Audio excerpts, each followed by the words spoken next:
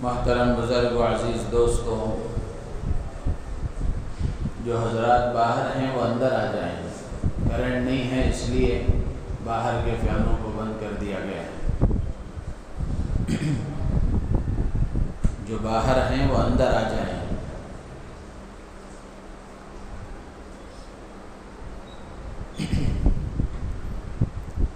محترم بزرگ و عزیز دوستو، جس وقت پورے عرب میں اور پوری دنیا میں ضلالت اور گمراہی عام تھی، پورا عرب بلکہ پوری دنیا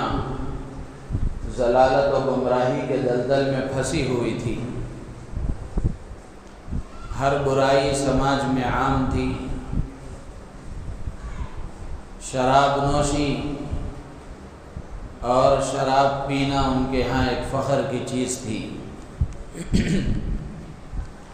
زناکاری، فحاشی، قتل و غارت گیری، اسی طرح بیٹیوں کے پیدا ہونے کو اپنے لیے شرم اور عار کا ذریعہ سمجھنا، یہ بھی عام تھا۔ ان سب برائیوں کے موجود ہوتے وقت میں سب سے پہلا جو حکم اللہ کی طرف سے نازل کیا گیا، اس کا تعلق تعلیم اور تعلم سے ہے۔ آپ غور فرمائیں کہ جس وقت میں ان برائیوں کو روکنے کی ضرورت تھی اور زناکاری کی قباحت کو بیان کرنا تھا، فحاشی کی برائی کو بیان کرنا تھا، قتل و غارت گیری کی مذمت کرنی تھی، بیٹیوں کے پیدا ہونے کو جو اپنے لیے باعث عار اور شرم محسوس کیا جاتا تھا، اس کی قباحت اور اس کے غلط ہونے کو بیان کرنا تھا۔ ایسے موقع پر اللہ کی طرف سے جو حکم آیا اور اللہ کی طرف سے جو سب سے پہلا پیغام بندوں کے نام آیا، اس کا تعلق تعلیم سے تھا، علم سے تھا۔ نہ تو اللہ تبارک و تعالی نے سب سے پہلے ضلالت اور گمراہی کے سلسلے میں کچھ باتیں ارشاد فرمائی،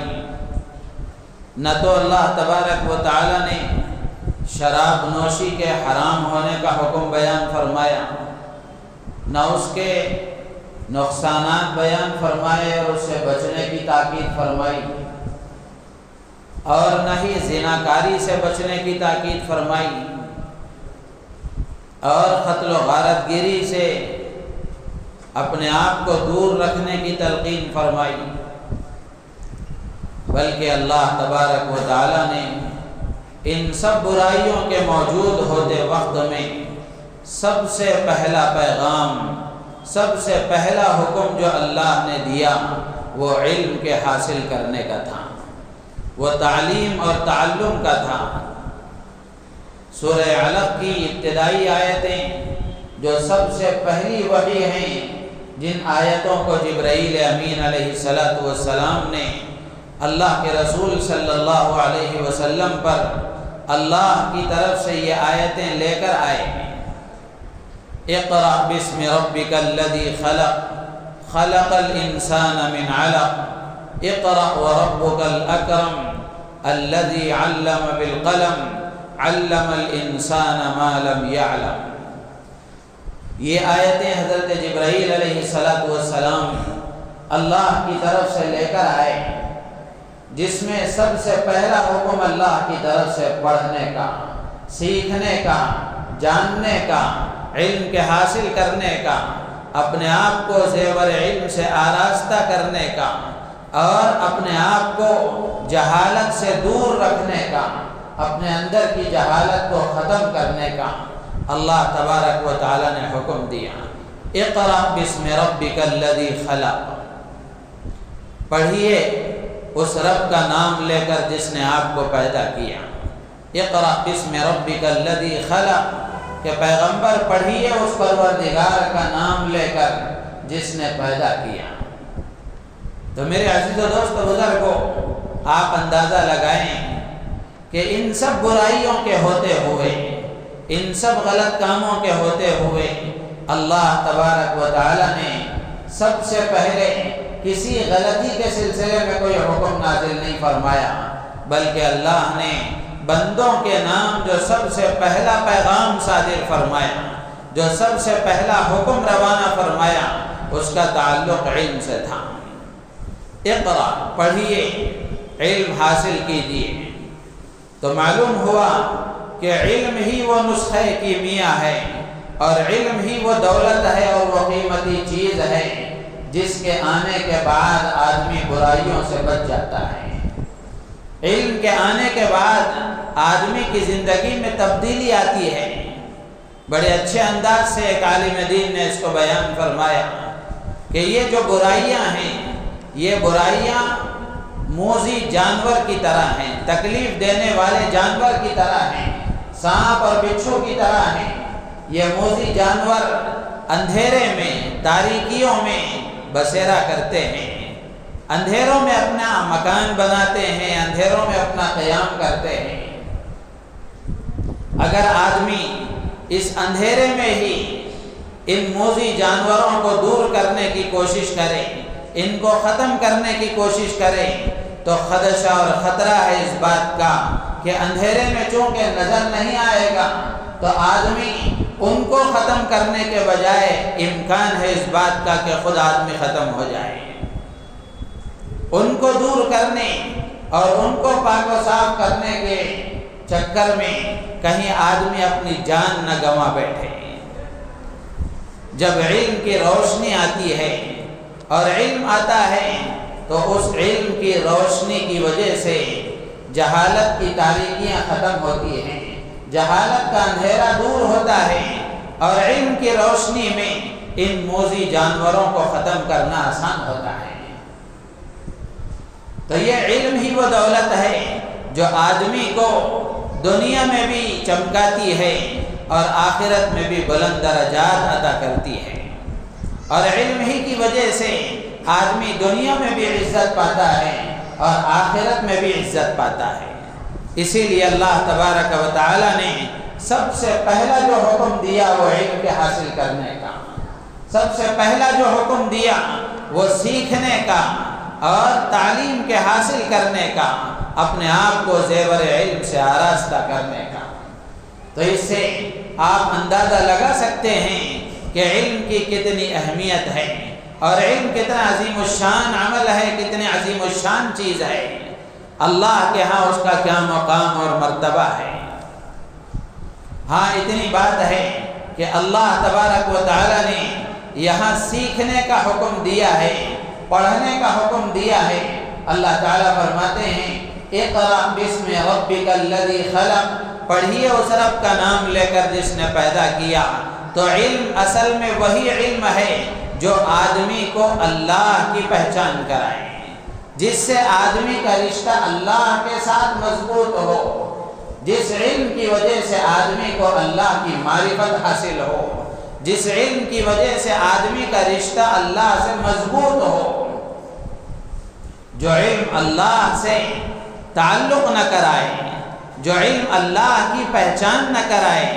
جو علم اللہ سے ربط پیدا نہ کرے، اللہ سے رشتے کو مضبوط نہ کرے، وہ معاش کا ذریعہ تو ہو سکتا ہے، عہدہ اور منصب کے حاصل کرنے کا ذریعہ تو ہو سکتا ہے، لیکن وہ علم نہیں ہو سکتا جو آدمی کو دنیا اور آخرت میں بلند مراتب عطا کرے۔ وہ علم نہیں ہو سکتا جو اللہ کی نگاہ میں آدمی کو قیمتی بنائے۔ تو یہ علم ہی بڑی عظیم الشان چیز ہے، بڑی قیمتی دولت ہے۔ اس علم کی وجہ سے آدمی بلند درجے پاتا ہے۔ قرآن پاک میں اللہ تبارک و تعالی نے حضرت آدم علیہ السلام کا تذکرہ فرمایا کہ جب اللہ نے حضرت آدم علیہ السلام کو پیدا فرمایا تو حضرت آدم علیہ السلام کو چیزوں کے نام اللہ نے سکھائے، چیزوں کے نام اللہ نے بتائے۔ پھر اس کے بعد میں اللہ نے فرشتوں کے سامنے پیش کیا، اور پھر اس کے بعد جب حضرت آدم علیہ السلام کی برتری ثابت ہوئی، آپ کی فضیلت ثابت ہوئی، فوقیت ثابت ہوئی، جب آپ کے پاس علم آیا اور اللہ کی طرف سے دیا ہوا علم آپ نے پایا تو فرشتوں پر آپ کو ایک قسم کی فضیلت حاصل ہوئی۔ پھر اللہ نے فرشتوں کو حکم دیا کہ تم آدم کو سجدہ کرو۔ تو اس میں جہاں حضرت آدم علیہ السلام کی فضیلت معلوم ہوتی ہے، وہیں اس بات کا بھی اشارہ ملتا ہے کہ علم کی وجہ سے آدمی کو فضیلت حاصل ہوتی ہے، علم کی وجہ سے آدمی کو فوقیت حاصل ہوتی ہے، علم کی وجہ سے آدمی کو رفعت اور بلندی ملتی ہے، علم کی وجہ سے آدمی عزت کے مقام پر پہنچتا ہے۔ وَعَلَّمَ آدَمَ الْأَسْمَاءَ كُلَّهَا ثُمَّ عَرَضَهُمْ عَلَى الْمَلَائِكَةِ۔ اللہ تعالیٰ نے پہلے پارے میں بیان فرمایا کہ اللہ نے حضرت آدم کو تمام چیزوں کے نام سکھائے، پھر بطور امتحان کے فرشتوں کے سامنے پیش کیا، اور فرشتوں سے جب پوچھا گیا، فرشتوں نے لا علمی کا اظہار کیا، معلوم نہ ہونے کا اظہار کیا، تو پھر اللہ تبارک و تعالی نے حضرت آدم علیہ السلام کو بلند مقام عطا فرمایا۔ دوسری جگہ اللہ تعالیٰ فرماتے ہیں يَرْفَعِ اللَّهُ الَّذِينَ آمَنُوا مِنْكُمْ وَالَّذِينَ أُوتُوا الْعِلْمَ دَرَجَاتٍ۔ اس آیت میں اللہ تبارک و تعالیٰ فرماتے ہیں کہ علم والوں کے درجوں کو اللہ تبارک و تعالیٰ بلند کرتا ہے۔ علم کی وجہ سے، علم کی دولت کی بنیاد پر اللہ تبارک و تعالیٰ علم والے کو بلند مقام عطا کرتا ہے۔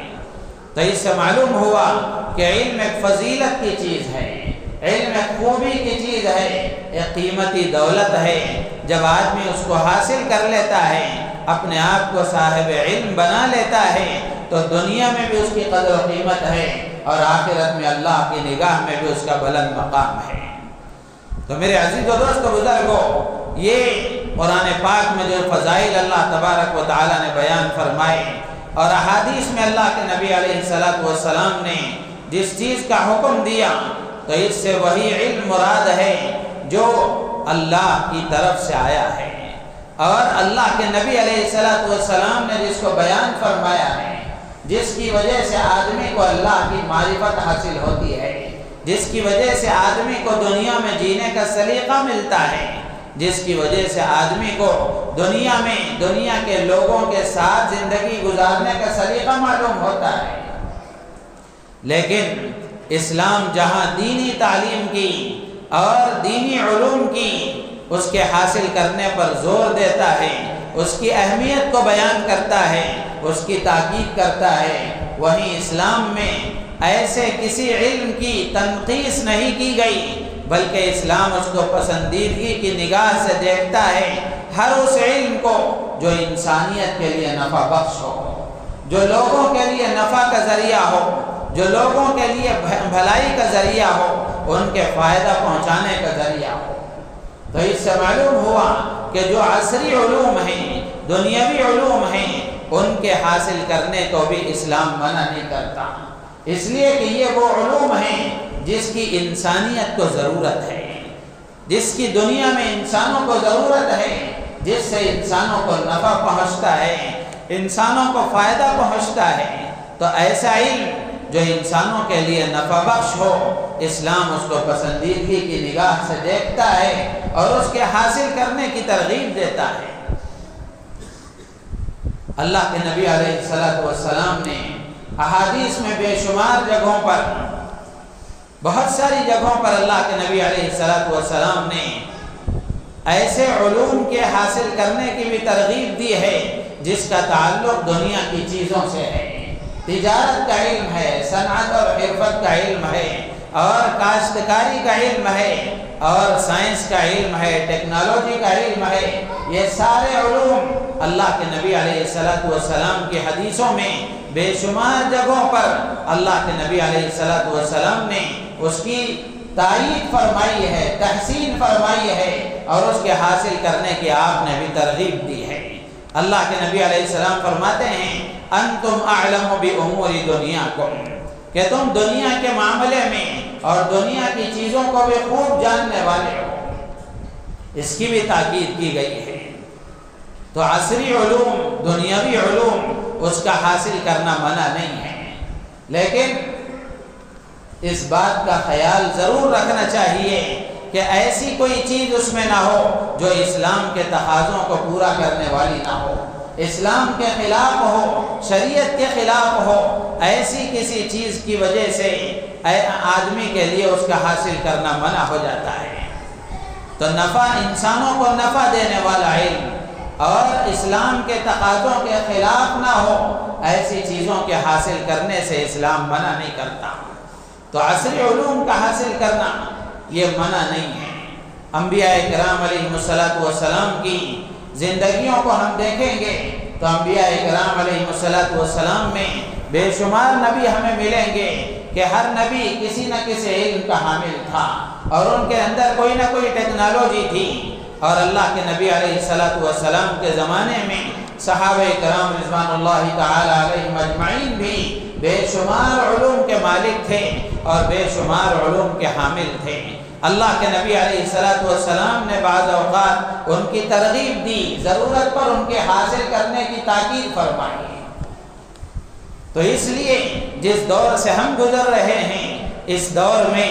پہلے کے مقابلے میں عصری علوم کا حاصل کرنا ایک قسم کی ضرورت آدمی کے لیے بن گیا ہے۔ اس کی اہمیت پہلے کے مقابلے میں زیادہ ہو چکی ہے، اور ملک کے چلانے میں اور ملک کی ضرورتوں کے پورا کرنے میں، انسانیت کو نفع پہنچانے کے لیے عصری علوم کا حاصل کرنا بھی ایک ضرورت ہے، ایک ذمہ داری کی چیز ہے۔ اور مسلمان ایک ذمہ دار ہے، ذمہ دار قوم ہے۔ اللہ تبارک و تعالی نے مسلمان کو ذمہ دار بنایا ہے۔ تو جس طرح دینی علوم کے حاصل کرنے کی ہم فکر کرتے ہیں، اسی طریقے سے عصری علوم کے حاصل کرنے کی بھی ہم فکر کریں۔ یہ موضوع اس لیے عرض کیا جا رہا ہے کہ نیا تعلیمی سال ہے اور اسکولوں میں داخلوں کا موسم ہے۔ والدین کو فکر ہوتی ہے کہ کس طرح کی اسکولوں میں ہم داخل کریں۔ تو ان عصری علوم کے حاصل کرنے کے لیے ظاہر سی بات ہے اس کے لیے اسکولوں کا انتخاب کیا جاتا ہے، اسکولوں کو معلوم کیا جاتا ہے اور اسکولوں میں جا کر یہ علم حاصل کیا جاتا ہے۔ تو سب سے بڑی ذمہ داری والدین کے سامنے یہ ہوتی ہے، اور والدین ایسے موقع پر فکر مند ہوتے ہیں کہ کیسی اسکولوں میں ہم اپنے بچوں کو داخل کریں، کس طرح کی اسکولوں میں ہم اپنے بچوں کو داخل کریں تاکہ ہمارا بچہ عصری علوم سے بھی وہ واقف ہو جائے، عصری علوم کو بھی وہ حاصل کر لے، لیکن اس کے ساتھ ساتھ اسلام بھی اس کے اندر باقی رہے، ایمان بھی اس کے اندر باقی رہے۔ یہ ماں باپ کی بڑی ذمہ داری ہوتی ہے۔ تو اسکولوں کا انتخاب اور اسکولوں کا سلیکشن یہ ماں باپ کے سامنے ایک بہت بڑا چیلنج ہوتا ہے، بہت بڑا چیلنج ہوتا ہے، ذمہ داری کی بات ہوتی ہے۔ تو اس لیے اس موقع پر کچھ باتیں اسکولوں کے انتخاب کے سلسلے میں عرض کرنے کا ارادہ ہے، تاکہ ہمارے مسلمان اپنی اولاد کو کیسی اسکولوں میں داخل کریں تاکہ یہ بچے عصری علوم کے حامل بھی ہوں، لیکن اس کے ساتھ ساتھ ان کا دین بھی محفوظ ہو، ان کا اسلام بھی محفوظ ہو، ان کا ایمان بھی محفوظ ہو۔ تو اسکولوں کے انتخاب کے سلسلے میں چند رہنمائی باتیں یہ ہیں کہ سب سے پہلے ماں باپ کو یہ دیکھنا چاہیے کہ اسکول کا، کسی بھی اسکول کا انتخاب کرتے ہوئے سب سے پہلی چیز یہ دیکھی جائے کہ اسکولوں میں کیا نصاب پڑھایا جاتا ہے، نصاب تعلیم کی فکر ہو اور نصاب تعلیم کا جائزہ لیا جائے کہ کیا نصاب ان کو پڑھایا جا رہا ہے اور ان بچوں کو کیا کتابیں پڑھائی جاتی ہیں، اس کا جائزہ لیا جائے۔ اس لیے کہ اب ہم دیکھ رہے ہیں ہمارے ملک میں جو اسکولوں کا نصاب ہے، سب سے پہلے تو یہ بنیادی طور پر بنایا ہوا انگریز کا ہے، اس کے بعد اس میں تبدیلی تھوڑی بہت آتی رہی، لیکن مزاج اس کا سیکولر تھا، آزادانہ مزاج تھا، لیکن چند سالوں سے 2-3 سالوں سے اب اس کو مذہبی رنگ دے دیا گیا ہے، لیکن نام مذہب کا نہیں رکھا گیا، نام تہذیب کا، ثقافت کا، ملکی تہذیب اور ملکی ثقافت کا دے کر اس میں مذہب کا رنگ داخل کیا گیا ہے۔ تو ایسے موقع پر ہماری ذمہ داری بنتی ہے کہ ہم اپنے بچوں کو جس اسکول میں بھیجیں وہاں کے نصاب تعلیم کا جائزہ لیں کہ ہمارے بچوں کو کیا پڑھایا جا رہا ہے۔ کہیں ایسا نہ ہو کہ بے فکری کے ساتھ ہم نے کسی اسکول میں داخل کر دیا، وہاں کا ذرا برابر ہم نے جائزہ نہیں لیا اور فیصلہ کر کے کسی اسکول میں داخل کر دیا، نتیجہ یہ ہوا کہ بچہ اچھا ڈاکٹر تو بن گیا، اچھا انجینئر تو بن گیا، اچھا لائر اور فلاسفر تو بن گیا، لیکن اس کے مزاج میں اسلام کا جو جذبہ ہے وہ باقی نہیں رہا، اس کے دل میں اسلام کی قدر و قیمت باقی نہیں رہی، ایمان کی عظمت اور اہمیت باقی نہیں رہی، بلکہ اس سے آگے بڑھ کر اسلام کے سلسلے میں شکوک و شبہات اس کے اندر پیدا ہو گئے، تو یہ تو بہت بڑے خسارے کی بات ہوگی، یہ تو بہت بڑے خسارے کی بات ہوگی۔ اس لیے کہ قرآن پاک میں اللہ تبارک و تعالی نے ہر ایمان والے ماں باپ کو یہ حکم دیا ہے کہ وہ اپنے آپ کو بھی جہنم کی آگ سے بچائیں اور اپنی اولاد کو بھی جہنم کی آگ سے بچائیں۔ تو اس کے لیے، اس فریضے کی ادائیگی کے لیے، اس ذمہ داری کو پورا کرنے کے لیے ماں باپ کا فرض بنتا ہے کہ وہ جس اسکول کا بھی انتخاب کریں سب سے پہلے اس کے نصاب تعلیم کا جائزہ لیں۔ اب آپ اندازہ کریں گے تو معلوم ہوگا کہ اسکولوں میں اگر وہ مسلم مینجمنٹ اسکول بھی ہے تو وہاں وہ وہی نصاب تعلیم پڑھایا جا رہا ہے جو اور اسکولوں میں پڑھایا جا رہا ہے۔ تو یقینی بات ہے کہ سب جگہ نصاب تعلیم وہی پڑھایا جائے گا، لیکن یہ پڑھانے والوں پر موقوف ہوتا ہے کہ پڑھانے والے اس کو کس انداز سے پڑھاتے ہیں۔ ایک پڑھانے والا ہے، اس میں جو موجود ہے اس نے اس کو پڑھا دیا اور بچے کے ذہن پر چھوڑ دیا کہ وہ جو چاہے فیصلہ کر لے۔ پڑھانے کے طریقے پر تو کوئی پابندی نہیں ہے، البتہ نصاب وہ ہونا چاہیے، لیکن پڑھانے والا اگر وہ مسلمان ہے، اگر اس کے اندر اسلام کا جذبہ ہے اور وہ اسلام کا علم رکھتا ہے، اسلام کی روح کو سمجھتا ہے، تو وہ پڑھانے والا جو بھی نصاب پڑھائے گا وہ پڑھانے کے ساتھ ساتھ بچوں کی ذہن سازی بھی کرے گا۔ غلط بات ہے تو غلط کا غلط ہونا سمجھائے گا، صحیح ہے تو صحیح ہونا بتائے گا۔ اگر وہ اسلام سے واقف نہیں ہوگا اور اسلام کا صحیح علم رکھنے والا نہیں ہوگا، بھلے وہ مسلمان ہو، اگر اس کے اندر اسلام کی اہمیت نہیں ہوگی، ایمان کی اہمیت نہیں ہوگی اور اسلامی احکامات سے وہ واقف نہیں ہوگا، تو نتیجہ یہ ہوگا کہ وہ جو نصاب میں ہے وہ پڑھائے گا اور بچوں کے ذہن پر چھوڑ دے گا۔ نتیجہ یہ ہوگا کہ اس نصاب کے پڑھنے کی وجہ سے بچہ دین بیزار بنے گا، اسلام کا مخالف بنے گا اور اسلام کے خلاف شکوک و شبہات اس کے اندر پیدا ہو جائیں گے۔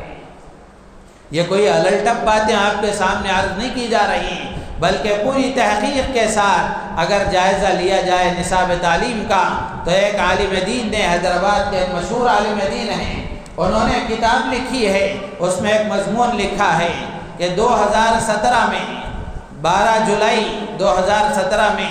گجرات کے ایک اسکول میں تقریباً چوتھی کلاس کی ایک نصاب کی چوتھی کلاس کا جو نصاب ہے اس کی جو کتابیں ہیں ان میں ہندی کتاب میں جو اسلام کا ایک حکم ہے روزہ، اس کا تعارف کرایا گیا ہے۔ اس کا تعارف کراتے ہوئے اس طرح تعارف کرایا گیا کہ روزہ ایک ایسی بیماری ہے جس کی وجہ سے دوسروں کو انفیکشن پہنچتا ہے، جس سے دوسروں کو انفیکشن لگتا ہے اور روزے کی وجہ سے قے اور دست ہونا شروع ہو جاتے ہیں۔ یہ روزے کا تعارف کرایا گیا ہے، یہ کوئی ادھر ادھر کی بات نہیں ہے، تحقیقی بات ہے، اور یہ کتابیں پوری طرح گشت کر رہی ہیں اور ہمارے بچے اس کو پڑھ رہے ہیں۔ اب ہمارا بچہ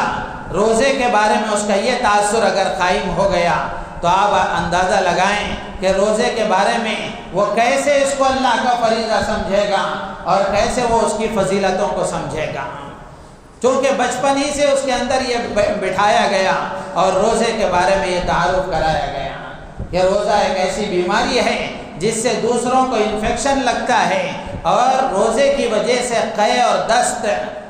لاحق ہونا شروع ہو جاتے ہیں، آدمی کو قے ہونے لگتی ہے، دست ہونا شروع ہو جاتے ہیں، یہ روزے کا تعارف ہے۔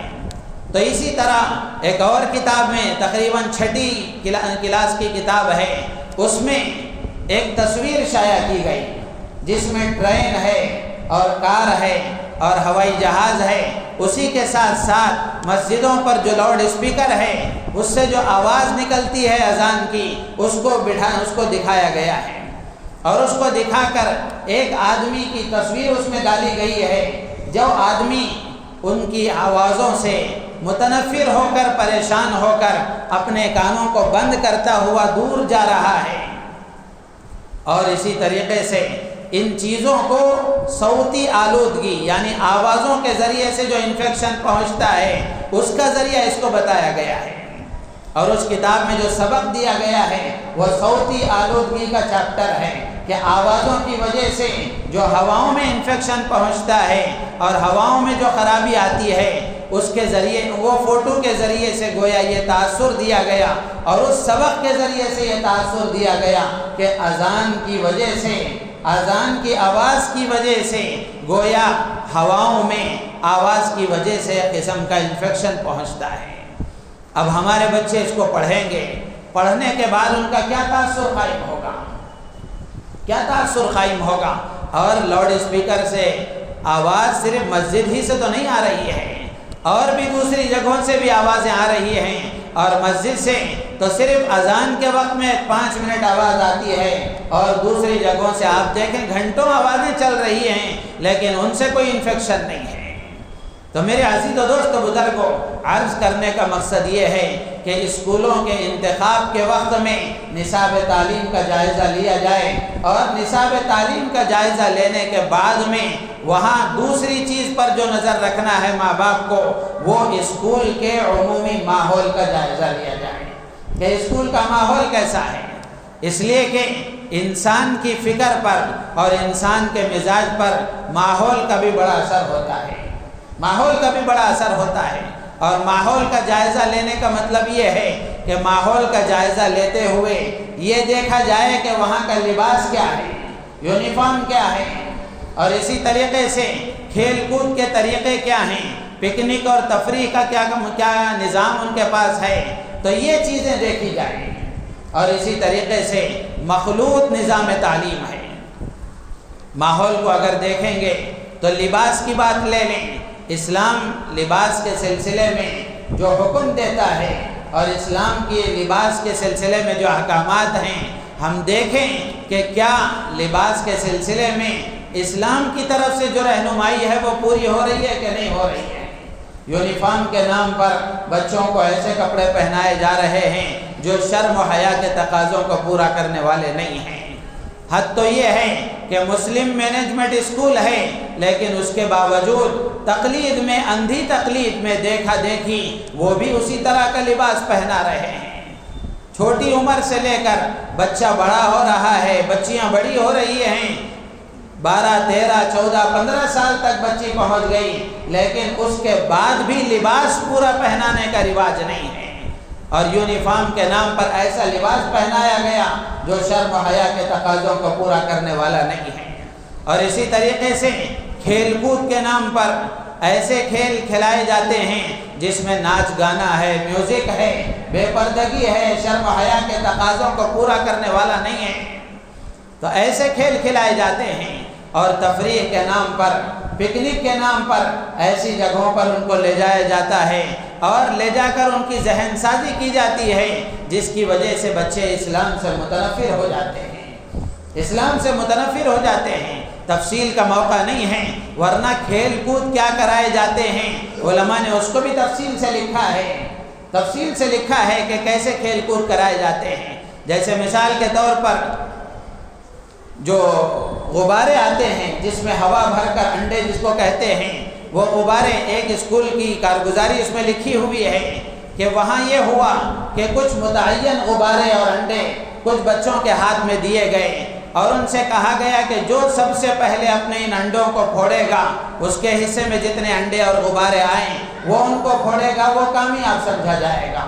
تو دو جماعتیں بنائی گئیں، ایک طرف یہ جماعت ہے، ایک طرف وہ جماعت ہے، اور ان کے ذمے میں کچھ انڈے اور غبارے دیے گئے، اور اس میں مخلوط لڑکے اور لڑکیاں دونوں ایک ساتھ ہیں، اور آپ اندازہ کریں یہ غبارے ہوا میں اڑائے گئے۔ اب ادھر سے بھی یہ جماعت کے بچے اور بچیاں بھی، ادھر سے یہ جماعت کے اور بچے اور بچیاں بھی ان غباروں کو پھوڑنے میں ایک دوسرے سے آگے بڑھ رہی ہیں، سبقت کر رہی ہیں، تو اب آپ اندازہ لگائیں کہ کیا عالم ہوگا۔ تو یہ کھیل کھلائے جا رہے ہیں۔ ایسے اور بھی بہت سارے کھیل ہیں جس میں ناچ گانے ہیں، میوزک ہے، اور پتہ نہیں کیا کیا ہے، اور تفریح کے نام پر، پکنک کے نام پر بہت سارے ایسی کارگزاریاں ہیں کہ لے جا کر بچوں کا ذہن منتشر کیا جاتا ہے، اور اسلام کے سلسلے میں ان کے اندر شکوک و شبہات پیدا کیے جاتے ہیں۔ نتیجہ یہ ہوتا ہے کہ بچہ جب پڑھ کر باہر آتا ہے، اور کئی اسکالرس ایسے آپ کو ملیں گے، کئی ایسے دنیاوی تعلیم یافتہ آپ کو ملیں گے کہ وہ دنیا کے اعتبار سے تو اعلیٰ تعلیم یافتہ ہے، لیکن اس کے دل میں اور اس کے دماغ میں اسلام کے سلسلے میں شکوک و شبہات ہیں، اسلام کے احکامات پر شک و شبہ ہے۔ اگر دوسروں کی طرف سے اسلام پر کوئی اعتراض کیا جاتا ہے، اب یہ اسکالر جو دنیاوی اعتبار سے تعلیم یافتہ ہے، اس نے صحیح طریقے سے اسلام کا علم اگر حاصل نہیں کیا ہے تو دوسرا اعتراض کرتا ہے، تو وہ بجائے اس کا جواب دینے کے یا اس کو غلط ٹھہرانے کے، نتیجہ یہ ہوتا ہے کہ وہ بھی یہی سمجھنے لگتا ہے کہ واقعتاً اسلام کا یہ حکم غلط ہے، اسلام کا یہ طریقہ غلط ہے۔ تو اس لیے میرے عزیز و دوست و بزرگوں، ضرورت اس بات کی ہے، چونکہ اسکولوں میں داخلے کا موسم ہے اور اسکولوں کے انتخاب کے سلسلے میں ماں باپ متفکر رہتے ہیں، تو ضرورت اس بات کی ہے کہ ان چیزوں کو دیکھا جائے، نصاب تعلیم پر فکر کی جائے اور ماحول کا بھی جائزہ لیا جائے۔ نصاب کے سلسلے میں جیسے میں نے عرض کیا کہ آپ کسی بھی اسکول کو جائیں، نصاب تو وہی پڑھایا جائے گا، لیکن پڑھانے والوں کو دیکھا جائے، اسکول کا ماحول دیکھا جائے، وہاں کا لباس اور یونیفارم دیکھا جائے۔ ماشاءاللہ بنگلور میں آج بھی ایسے بہت سارے اسکول ہیں جہاں مزاج میں ان کے اسلام داخل ہے، پڑھایا تو وہی نصاب جا رہا ہے، پڑھایا تو وہی کتابیں پڑھائی جا رہی ہیں، لیکن اس کے ساتھ ساتھ بچوں کی ذہن سازی کی جاتی ہے، ان کے اندر اسلام کی اہمیت پیدا کی جاتی ہے، اور جس اسلام کے وہ حامل ہیں اور ماننے والے ہیں وہ اپنے مذہب پر باقی رہیں، اس کی فکر کی جاتی ہے، ماحول ان کو اسلامی دیا جاتا ہے، لباس ان کو اسلامی دیا جاتا ہے، یونیفارم آپ کو پہنانا ہے، ایسا یونیفارم پہنایا جائے جو شرم و حیا کے تقاضوں کو پورا کرنے والا، پورے لباس کو پورے بدن کو ڈھانپنے والا ہو، ایسا لباس ان کو پہنایا جائے۔ ایسی اسکولیں آج بھی آپ کو ملیں گی۔ تو اس لیے گزارش اس بات کی ہے کہ عصری علوم میں ہمارے بچوں کا آگے بڑھنا یہ وقت کا تقاضا ہے، لیکن اس تقاضے کو پورا کرتے ہوئے ایسا نہ ہو کہ جو اصل ضروری چیز ہے آدمی کا مسلمان رہنا اور آدمی کا اللہ کے حکم کا پابند رہنا اور آدمی کے دل و دماغ میں اللہ اور اللہ کے رسول کی محبت باقی رہے، یہی چیزیں ختم ہو جائیں، ایسا نہ ہو۔ تو اس لیے جہاں ہم دینی تعلیم کی فکر کریں وہیں دنیاوی تعلیم کی بھی فکر کریں، اور ایسی اسکولوں کا انتخاب کریں کہ بچہ وہاں تعلیم حاصل کرے، اعلیٰ سے اعلیٰ تعلیم حاصل کرے، اچھا ڈاکٹر بنے، اچھا انجینئر بنے، اچھا لائر بنے، اچھا سائنسدان بنے، اچھا انجینئر بنے، سب کچھ بنے، لیکن اس کے ساتھ ساتھ وہ مسلمان باقی رہے، وہ مسلمان باقی رہے، اس کے عقائد صحیح ہوں، اس کے اخلاق صحیح ہوں، اس کے اعمال صحیح ہوں، اس کے اندر اللہ کی عظمت ہو، اللہ کی حقیقت کو وہ جاننے والا ہو، اللہ کی قدرت کو وہ جاننے والا ہو، اور اللہ کے نبی علیہ الصلوۃ والسلام کی محبت اس کے دل میں ہو، اور آپ کی لائی ہوئی شریعت پر وہ مکمل اطمینان رکھنے والا ہو۔ ایسا دنیاوی تعلیم یافتہ انجینئر اور ڈاکٹر کی اس وقت سخت ضرورت ہے۔ تو اس لیے گزارش اس بات کی ہے کہ اپنے بچوں کو اچھے سے اچھے اسکولوں میں داخل کریں، اچھے ماحول والے اسکولوں میں داخل کریں، اگر لمبی فیس بھی آپ کو بھرنی پڑے یا پھر دور ہے اسکول لیکن صحیح ماحول والی ہے، اور صحیح نظام والی ہے تو دور سے ہی اپنے بچوں کو وہاں داخل کر کے صحیح تعلیم دلانے کی کوشش کریں۔ لیکن ہم یہ دیکھتے ہیں کہ ہم اپنی قوم کا جائزہ لیں تو اندازہ ہوتا ہے کہ ہماری قوم شادی پر خرچ کرنا تو فخر سمجھتی ہے، لیکن تعلیم پر خرچ کرنے کو اہمیت نہیں دیتی۔ زندگی بھر جمع کی ہوئی پونجی اور رقم ماں باپ اپنے بچوں کی شادیوں پر ضائع کر دیتے ہیں، لیکن تعلیم پر خرچ کرنے کے لیے جان نکلتی ہے۔ تو یہ قوم کب ترقی کر سکے گی؟ ضرورت اس بات کی ہے کہ ہم اپنے اخراجات کو کم کر کے بچوں کی تعلیم کی فکر کریں، ان کو دنیاوی تعلیم بھی دلوائیں اور دینی تعلیم بھی دلوائیں، تاکہ بچہ دنیا کے اعتبار سے بھی اچھی طریقے سے تعلیم یافتہ ہو اور دینی اعتبار سے بھی وہ دینی علم کا حامل ہو۔ دینی علم کی وجہ سے آدمی اللہ کے احکامات کو پہچانے گا، بندوں کے حقوق کو پہچانے گا۔ جب اللہ کا حکم پورا کرے گا، اللہ کے بندوں کے حقوق کو ادا کرے گا تو دنیا میں امن و امان آئے گا، اللہ کی طرف سے خیر کے فیصلے ہوں گے۔ اللہ تعالیٰ سے دعا ہے اللہ تبارک و تعالی ہم تمام کو ان باتوں پر عمل کی توفیق عطا فرمائے، ہماری نیتوں میں اخلاص پیدا فرمائے۔ آمین۔ وآخر دعوانا الحمدللہ رب العالمین۔